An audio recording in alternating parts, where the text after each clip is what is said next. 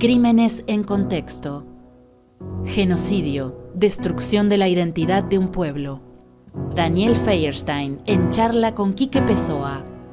¿Qué tipos de memoria se construyen acerca de los genocidios? Bueno, lo voy a llamar a Daniel Feierstein, porque, venimos tratando, vapuleando a veces el tema genocidio, ¿no?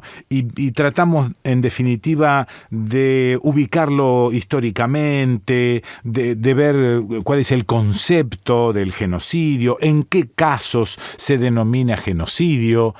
Pero me surge la pregunta de casi siempre. Nosotros somos olvidadizos. Es decir, hay instituciones, hay asociaciones de gente que se lo pasa remando en contra del olvido para que justamente aquello que sucedió en el pasado, no sé si se hace únicamente como para que no se repita, porque también existe esto de rendir un homenaje a la gente que perdió su vida en algún genocidio del pasado. Entonces, bueno, Daniel, ¿estás por ahí? Aquí estamos, Quique. Bueno, me parece interesante o válido hablar sobre la memoria de los genocidios. Sí, creo que además de interesante o válido es un tema que requiere como superar algunas trampas, ¿no? Ajá. Porque me parece que está muy instalado la idea de que tendríamos como una cuestión de la memoria frente al olvido, ¿no? Y que la actitud frente a los procesos genocidas sería tratar de recordarlos. Sí. Pero digo una trampa porque no hay una sola manera de recordarlos y porque en verdad el terror, si el objetivo del terror, como veníamos diciendo, es transformar nuestras prácticas, el terror siempre es recordado. El problema es cómo es recordado. A ver, ahonda ahí. Claro, en la cuestión que en verdad, más que una disputa entre si lo recordamos o si nos olvidamos, el debate que se da alrededor de las formas de representarse o de hacer memoria sobre el terror que nos atravesó, sobre un proceso genocida, es cómo lo recordamos, cómo lo contamos, cómo lo reconstruimos, qué somos capaces de contar de lo que ocurrió. Y no pasa por un más o un menos, ¿sí? Sino que pasa por cómo recomponemos eso que pasó, cómo nos armamos en la cabeza quiénes eran los que sufrieron lo que pasó, cómo nos afectó a nosotros, quiénes lo produjeron. Es esto lo que termina estando en debate, ¿no? Sí.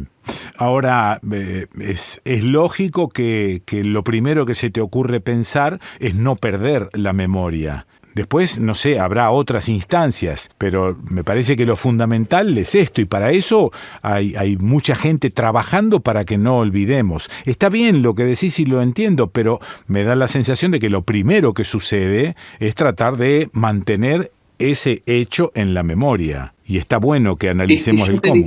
Sí. Por eso te decía que podía ser una trampa, Quique, porque el problema es si se mantiene en la memoria de forma de seguir paralizándonos, logra los objetivos del genocidio incluso más que si se olvida. Estoy entendiendo. Si el objetivo del terror es generarnos terror, transformar nuestras prácticas, paralizarnos, si nosotros en los modos en que recordamos ese terror solamente podemos activar el terror y no poder recomponer la identidad de aquellos que fueron asesinados, por qué fueron asesinados, qué es lo que estaban haciendo, por qué fueron secuestrados o torturados, entonces esa memoria más morbosa del horror termina produciendo el efecto contrario incluso al que quiere producir, termina ratificando la parálisis.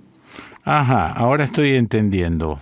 Y estoy entendiendo y relacionándolo no directamente con genocidio, sino con hechos de terror de nuestro pasado, que al no tener explicación, justamente lo único que hacemos es recordar el hecho.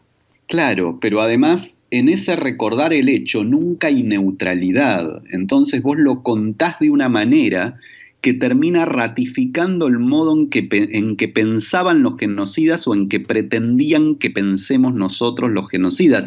Pensemos el caso clásico del nazismo, ¿sí? Sí, Cuando sí. se construye la idea de que los judíos fueron asesinados como se dice muchas veces, por el mero hecho de ser judíos, y la figura que queda instalada como las víctimas judías del nazismo es Ana Frank. Sí. ¿Sí? El problema es que termina produciéndose un doble borramiento, porque los judíos no fueron asesinados en Europa por ser como Ana Frank. Los judíos tenían una identidad que era muy problemática para los sectores dominantes de Europa, que fue lo que explica por qué el nazismo los eligió como víctimas fundamentales del proceso de aniquilamiento. Ajá. Y si ni siquiera la memoria puede recuperar esa identidad, como que los borrás dos veces. Claro. Primero los asesinaron y después les borran su identidad, reduciéndolos a algo que es lo que no eran, ¿sí? O sea que en lo que tenemos que ahondar es en los motivos por los cuales se realizó determinado genocidio. Yo creo que en los motivos y en las identidades. Yo creo que hacer un proceso de memoria con respecto a un genocidio es poder recomponer esas dos cuestiones. Ajá. La identidad de los que fueron asesinados, Sí. quiénes eran. Sí. No tanto qué les hicieron, sino quiénes eran y por qué, la motivación que vos decías, ¿no? ¿Por qué? Si eran esa gente, si tenían esas características, ¿por qué decidieron secuestrarlos, asesinarlos, perseguirlos, torturarlos? Mientras que en general la memoria se tiende a centrar en qué les hicieron, y es un proceso terrible porque podríamos decir que le saca toda identidad, en términos por ahí muy, muy difíciles, pero más Sí. del campo académico, podríamos decir, lo desubjetiva, ¿sí? Claro. Que quiere decir, lo deja sin identidad porque lo transforma en un cuerpo al que le hicieron cosas, ¿no? Y esto es algo espantoso, transformar la memoria del genocidio en cuerpos a los que les hicieron cosas terribles, ¿no? Claro, pilas de zapatos, cuerpos apilados, y lo que nos impresiona es eso, pero no vamos más allá. Claro, y de ese modo se ratifica la ideología genocida, porque si el objetivo era hacer desaparecer una identidad, sí, con esa memoria seguís haciendo desaparecer a una identidad. Entonces parece que estás condenando, porque decís, pero qué barbaridad, esto no puede ocurrir, claro, qué cosa horrible hicieron, sí. Pero en realidad si el objetivo era destruir una identidad, se sigue destruyendo perfectamente con esa memoria. Ahora, me uso a mí mismo como ejemplo de esto que estoy entendiendo, que me estás explicando, voy y vengo y digo, me uso a mí mismo porque la verdad es que cuando yo me pregunto por qué asesinaron a todos esos judíos, yo no tengo respuesta, no sé por qué. Es que justamente, fíjate que no tenés respuesta porque esa memoria se perdió. Ajá, ¿Sí? ajá. Hay distintas hipótesis del por qué, pero ninguna de las hipótesis sensatas es porque sí o porque estaban locos. Claro. Digamos, o sea, claro. Las distintas hipótesis lo que van a plantear es si tuvo que ver con la participación en los procesos revolucionarios, si tuvo que ver con el tipo de identidad judía diaspórica, que es múltiple, esto es, y que en eso se parece mucho a la identidad gitana, que también fue perseguida por el nazismo, que es esta capacidad de ser muchas cosas al mismo tiempo, claro. ¿sí? Que es un problema serio para identidades más excluyentes, pero sea una, la otra, o las dos, o alguna tercera hipótesis, siempre se vincula a conocer quién era esa gente. Claro. La memoria que se construyó de las víctimas del nazismo destruyó la identidad de esas víctimas. Y como que los separó de la comunidad, además, porque se instaló esta idea tan binaria de los alemanes aniquilaron a los judíos, los turcos aniquilaron a los armenios, sin entender que era una comunidad que vivía conjuntamente con los otros. Entonces, hay muchos judíos alemanes que fueron aniquilados, y entonces que se aniquilaron a sí mismos o vamos a aceptar que no eran alemanes como decía el nazismo. Y lo mismo podemos pensar con los armenios viviendo un milenio en el Imperio Otomano. Ajá. Entonces nunca fueron parte del Imperio Otomano, nunca tuvieron nada que ver con lo turco. Esto es lo que precisamente decían los genocidas. ¿Y cómo se rellena ese agujero histórico? ¿Cómo hacemos para recuperar esa identidad perdida?